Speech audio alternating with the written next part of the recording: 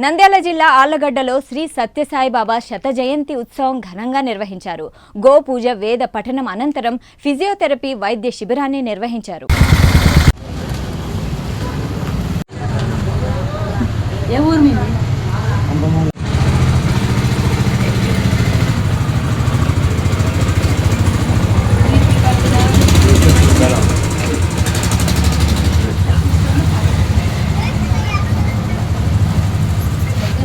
పాపాని జన్మాంతర కృతాని చ కాలితాని ప్రణశ్యంతి ప్రదక్షిణ పదే పదే ఆపోహం పాపకర్మాణం.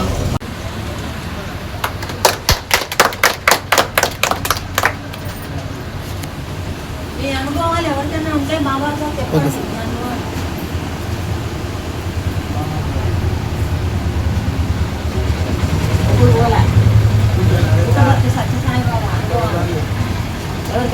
Suffering from rheumatoid arthritis for the past 12 years.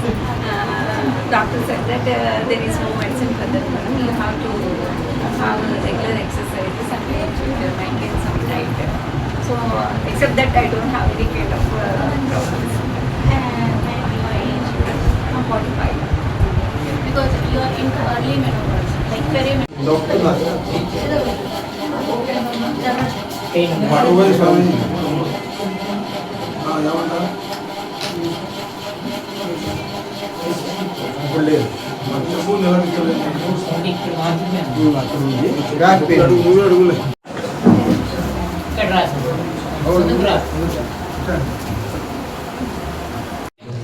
Good morning everyone. From Indian Association of Physiotherapists at Nandala. I have come to support Dr. Narendra sir and on the birth anniversary of Sri Sathya Sai Baba. I give my best wishes for all Allagadda people, and it is our privilege and honor to get do here service for all localities, and I thank Dr. Narendra sir for inviting us, and all, I will thank all delegates who have come here and has made this event as a grand success. Thank you everyone. శత జయంతి ఉత్సవాలు జరుపుకుంటున్నాం రాష్ట్ర వ్యాప్తంగా కూడా.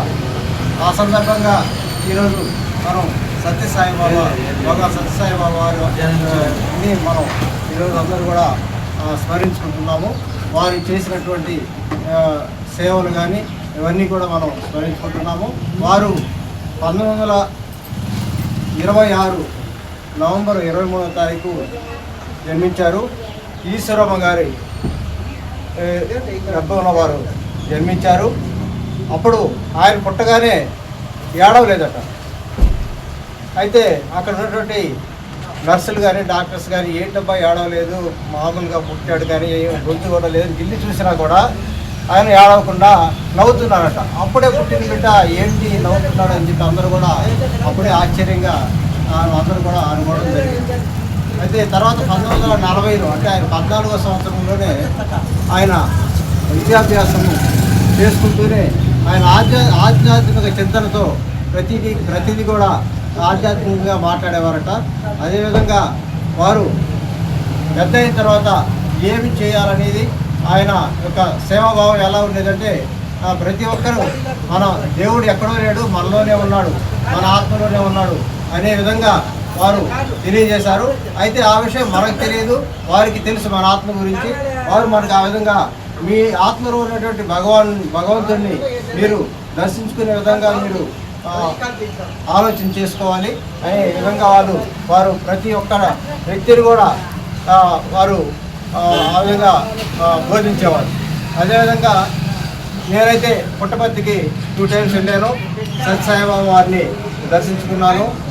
2003-2004లో నేను దర్శించుకున్నాను. ఇంత దూరంలో నుంచే సాయిబాబా వారిని దర్శించుకోవడం జరిగింది. రెండోసారి స్పీచ్ ఇచ్చేటప్పుడు మాత్రమే చూడగలిగాను.